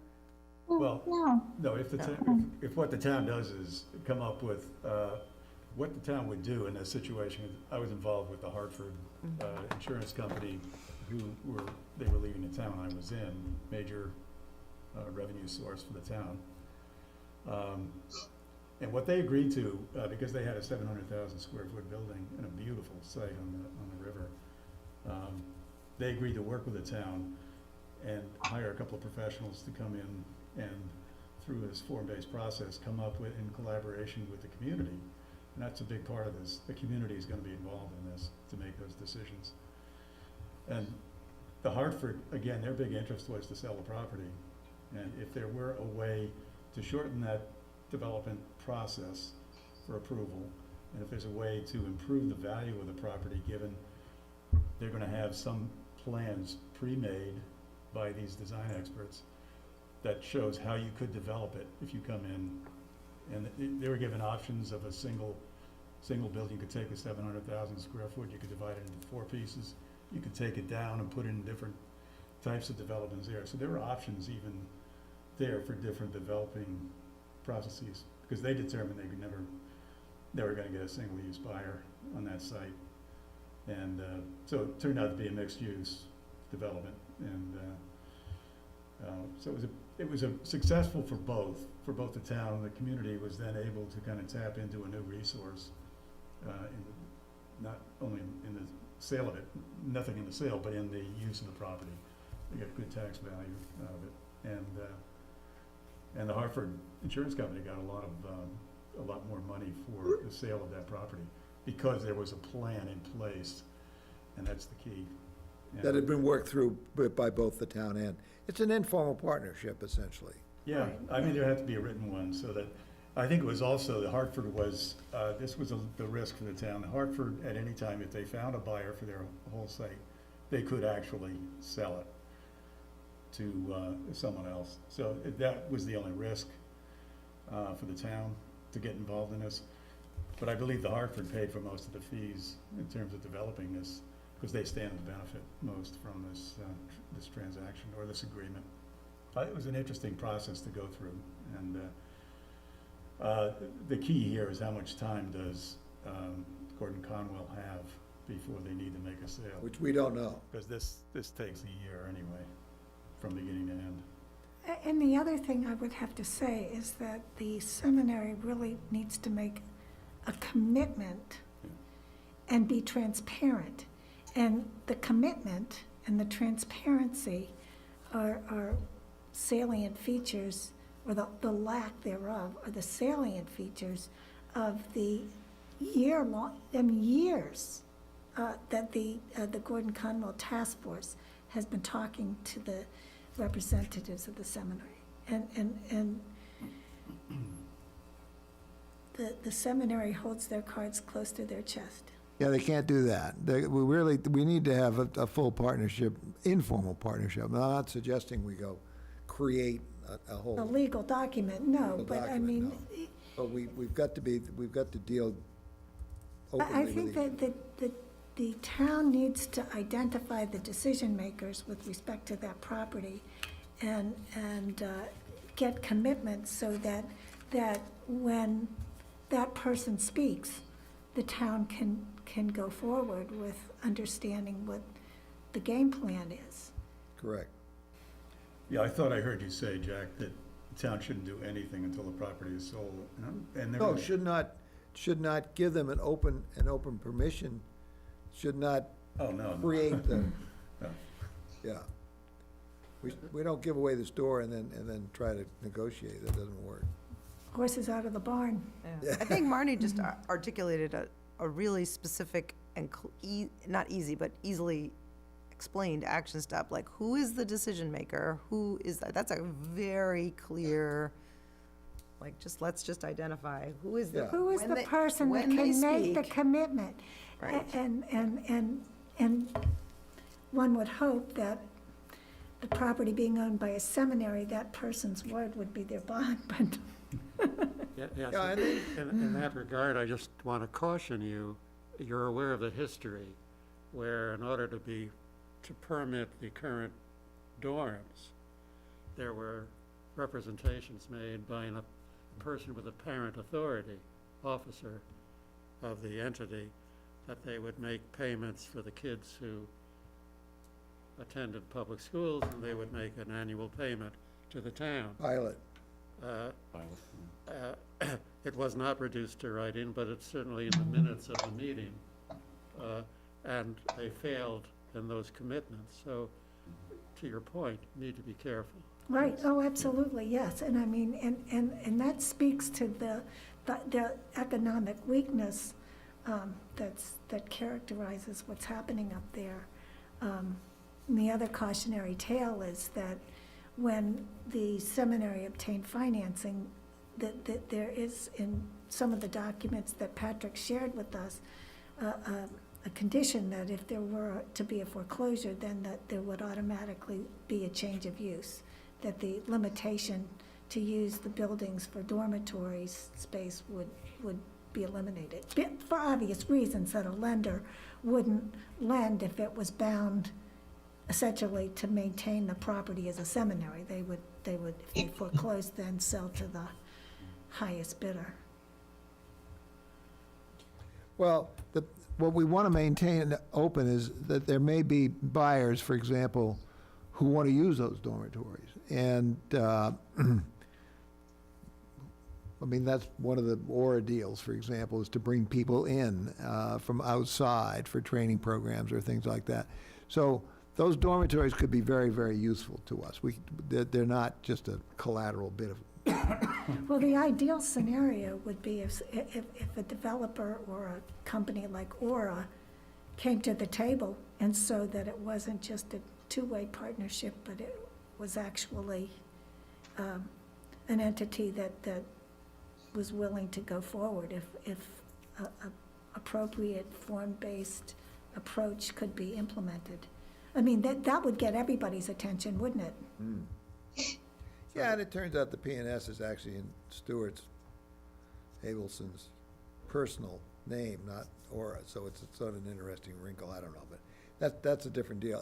Well, I'm just saying, I mean, it doesn't have to be Aura, any entity that would. No, I'm not be- saying it's Aura. Yeah, but any entity that saw potential in that site, if they step forward and approach the town and the seminary, boy, that would be just the spark that was needed, I would think. That would really focus everyone's attention if they saw money on the table. And of course, there's another party ultimately to be considered, and that is the neighborhood and what they might do and how to prepare for that and Well, cushion that. that's the beauty of Emil's form-based code, is that all the interested parties have the opportunity to be involved at the outset, so that when the plan is formulated, there's buy-in, so that it's the reverse of what we see so often, is that a plan comes before the planning board or the zoning board of appeals, the public gets input, they're surprised by some things, not others, and they're really potentially aggrieved by what they see.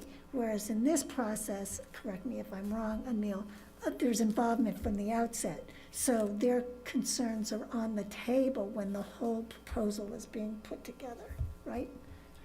Right, because all the decisions are made at the outset, you're not waiting, it's proactive. The reactive way is if you wait for the project to come in and then decide, is this agreeable, or does this meet the bylaws? But this gives you a lot more predictability and reliability in the outcomes. So they may be on a shorter time leash than our procedures allow. Well, That sounds pretty cumbersome, what we need to go through once you get an agreement. Yeah, as I understand it, Harbor Light Community Partners intend to be at the ZBA at the July meeting regarding the residential buildings. So this is Kristen. I think it's critical if there's a direction that we think, excuse me, that we want to look at this for commercial revenue production. I mean, I think what Patrick, you were mentioning that the assessment of the property was probably somewhere, as it is right now, somewhere between $6 and $10 million for the property. And in terms of, I think what you said, the Cushman and Wakefield looked at. But, with the rezoning and with different uses, and obviously it's worth a lot more to us and to, anyone else. But anyway, the point is, I think, if that Harbor Light is moving forward, and we also know or think strongly that this is an opportunity for economic diversity, we probably should make that known as a group, and I think that's part of the June 7th meeting, to the seminary, and then identify who's doing what, if we want to start embarking on a form-based code, that's great, but who's funding it, what are we doing? I think, and just educate ourselves. I mean, there's form-based code consultants out there that do great work. But anyway, I think it's just a little unclear. It's like this idea that hasn't landed yet, and just try to figure it out. And with Andrew having a timeline, I think it's just something that forces our timeline a little more to make internal decisions among the boards. It certainly does, and I don't know how Harbor Light could actually go before the Zoning Board of Appeals, because it isn't on the property. right. Right. And that's the other thing that I was going to say. I mean, they don't have any rights to this property. They don't have any legal grounds to ask the ZBA for a change of use, is the first thing. And then the second thing, shouldn't the town's consideration for use of the whole property come into play in the decision as to whether to grant sort of an arbitrary change of use when we're trying to look at this piece of property as a whole. On the first item, I know when an individual or entity seeks to change an existing special permit, you have to request the ZBA through the form process to do that. Part of that requires the consent of the property owner. So that would give Harbor Lights or whoever it happened to be the ability to lawfully pursue an application or a change to that standing permit, at least in application. So we need to be very clear with the owner of the property, Gordon Conwell, that we don't want to see something foreclose their ability to realize the best possible value from for that property. And that was part of the discussion with the planning board, and they really didn't have a response to it. I think they understand it, but I think there's so many things up in the air to their decision-making process that they're just completely At sea. at sea. And I think they need to hire their real estate experts as soon as possible to start narrowing that down, because they that not was- only that was mentioned. have to figure out what to do with this property, they've got to figure out where they're going to go in Boston. They need to have somewhere that they're headed for, and sooner than later, because they don't want to be trying to maintain two properties. They'll be in my hellish financial bind doing Patrick, that. that change of use would require public hearings, am I correct? Oh, absolutely. Yeah. Absolutely. So is that a special permit, that the zoning board is the permitting agency for that? Yes, So it is a special yes, permit? those yeah. are stand-in permits. Okay. And I, somebody probably ought to go talk to Andrew here sooner than later and just say, Andrew, we don't want to lead you down the pearly path. Let's get an understanding here that we do want to get affordable housing, but it's got to be done properly, that doesn't, screw everybody up. I'd like to see a copy of the option agreement. Yeah, I would too. It's not recorded at the Essex Registry of South. Is it? Not that I could find. I looked.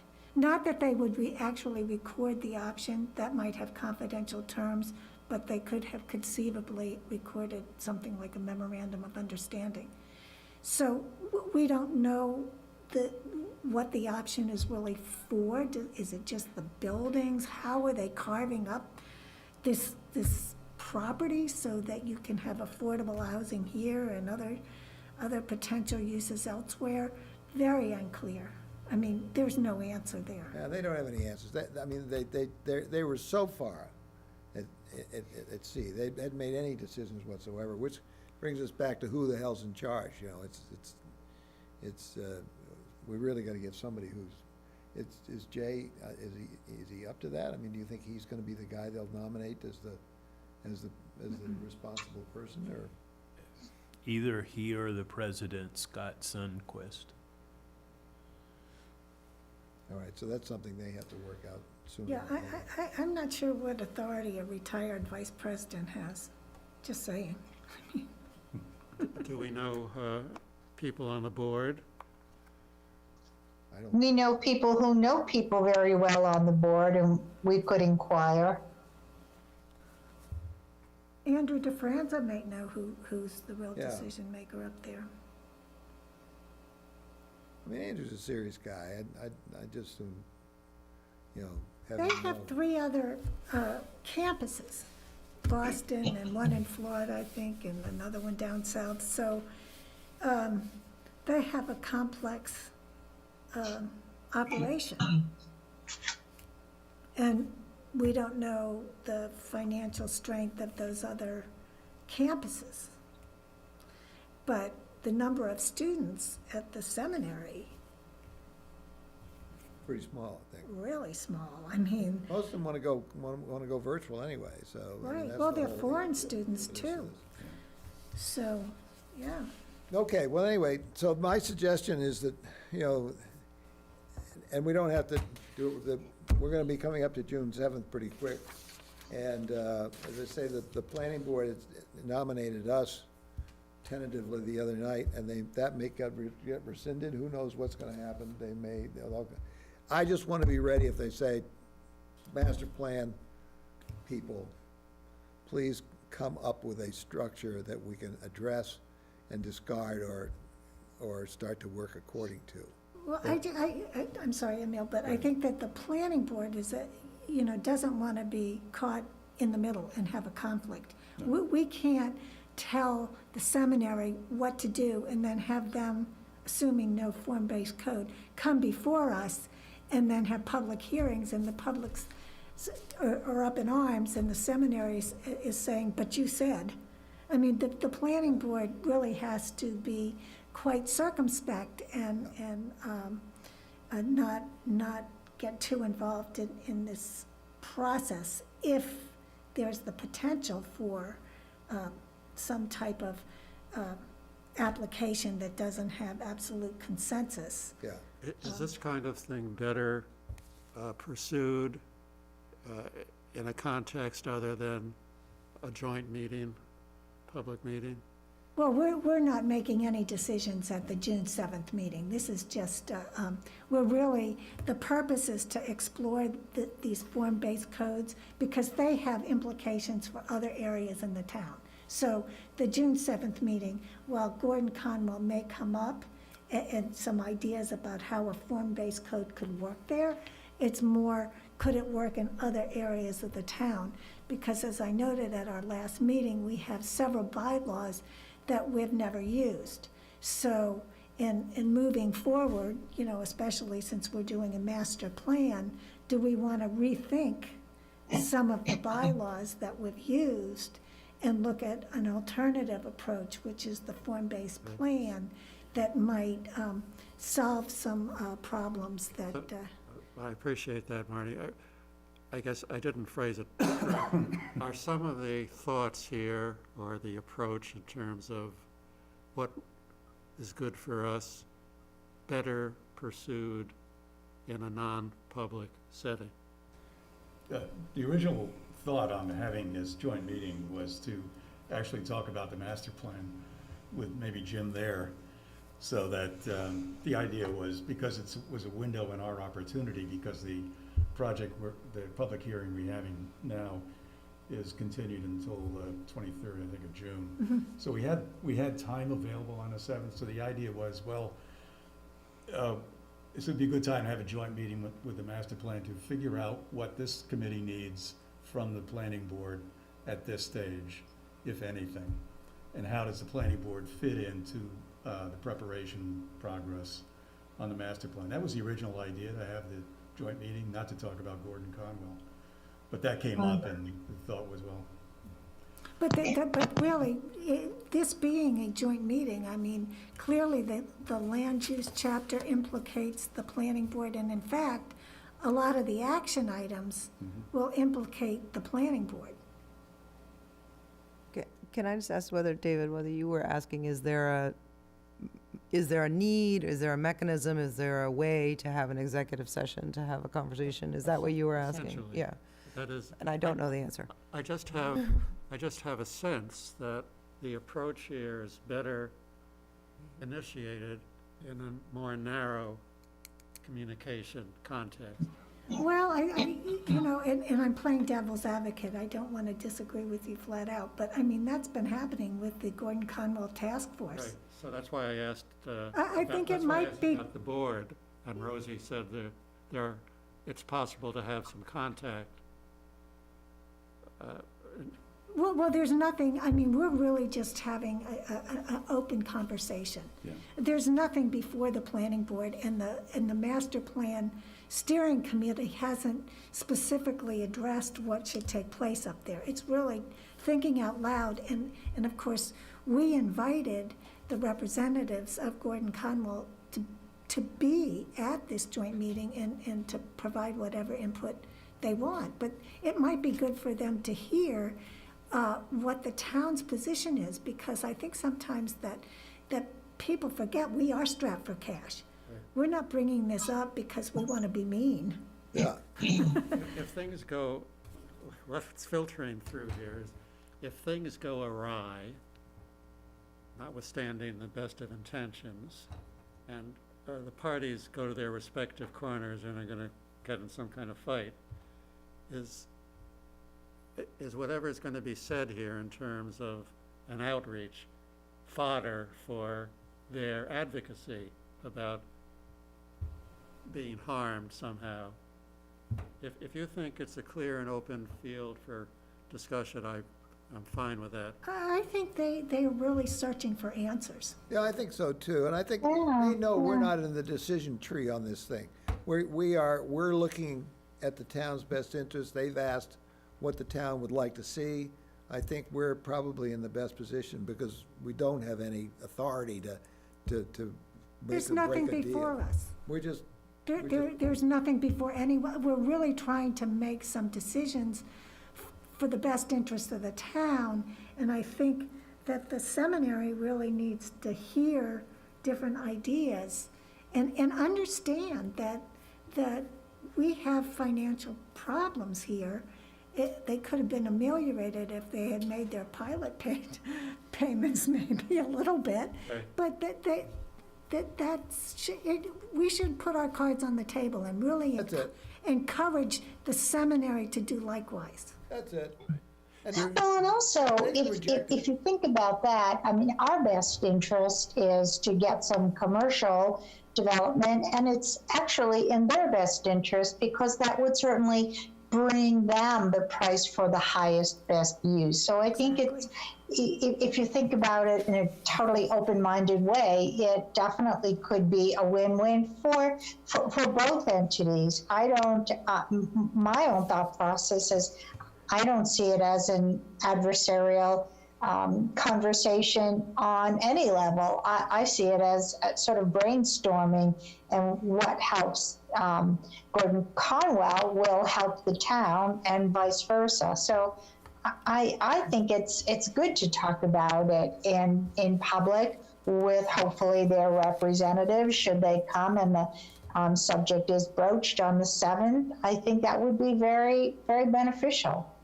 Absolutely. I think that they're really searching for possibilities. And, you know, to the statement that Emil made earlier, they really do want a good working relationship with the town. Yeah. Okay, we're getting kind of late. Is anybody, any other points anybody wants to make on this, or? I think otherwise we'll consider ourselves prepared. If you read over this thing and you say, how about this, that, and that, let me know. And there's nothing baked in the pie yet. Jim, will you have tonight's, well, I'm going to guess you probably do, tonight's discussions, the PowerPoint, you will put that onto the Google Drive so that we can review everything? Is that your plan? Oh, is this, Was You're- that to me? You're on mute, Jim. Yeah, I can't hear you. Who was that question for, Rosie? For Jim. Oh, Yeah, we can make the meeting materials available. Yeah, I think that would help us in terms of sort of putting more specificity into the action. So that'd be great. Thank you. You bet. You bet. Disappoint that. As a closing item, and I just wanted to remind folks of something I mentioned earlier, which is that on the 9th, I am unavailable until 6:30. 6:30. Will that be okay? Yep. Great.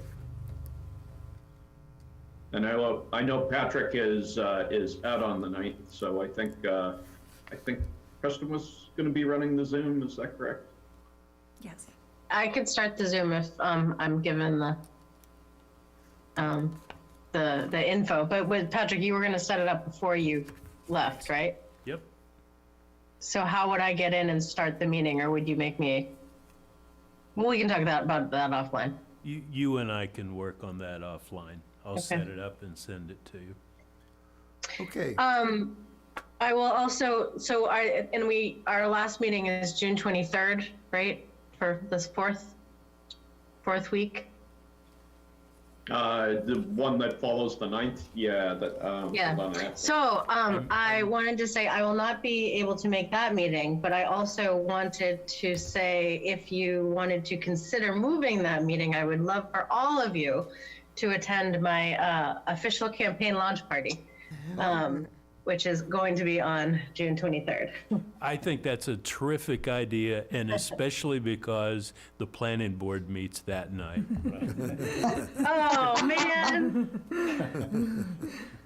And we can't miss that meeting. Well, I'm sorry. Well, if the planning board gets out early, you can head on over to Raleigh. Yeah, they Good luck with that. got bumped due to the, what is it, Juneteenth Oh, holiday. Oh, so it's the 23rd. Oh, man. I thought I picked a day that was going to be good for everybody, but. Typically, it would have been, sorry. Do Sorry. you start at 7? Then I start at 6, so you can swing by and then go back. Oh, yeah, we could go early. all right. Do I have a motion? Okay, so that works out then. So we'd have to move it anyway because you have Yeah, planning two board. of us have prior commitments. So when will that meeting be, if not on the 23rd? No, the planning board will be on the 23rd at 7. Right, but that means a lot of at least 2 of our people won't be there, and you won't be there, so that's We need to move a whole the lot meeting of on the board members who won't be here, sort of our powerhouses of knowledge about the issues. Yeah, so we do need to reschedule. I don't know if we have the bandwidth to figure out what that date would be now. Okay, but we can do it later. I do think we will need to reschedule. Okay, Yeah. so then please do send out those invitations. Woo-hoo! Will do. I'm working on them this week. Jack, you're going to arrange the posting for the 7th, joint meeting? Yeah. It'll be held here. The planning board have been holding their meetings via webinar exclusively, just because we've had so many people, we couldn't even accommodate them in this room. So I think that it's judicious for us to set it up in the webinar format that That's fine. has people come in remotely. Okay. Is that different than Zoom? You get a call-in number, so just, It's the yeah, same as just Zoom. follow that. Okay. There's a link. I think the only difference might be that you have to enter your email, your town email address, something like that. Thank you. Okay, that's good. All right. Do I have a motion? Motion to adjourn. Second, is there a second? Second? All in favor? Aye. Aye. It's unanimous. Jim, thank Rosa, you yeah. very much. Have a good night, I will. Yeah. Have a great night, everybody. Good night. Thank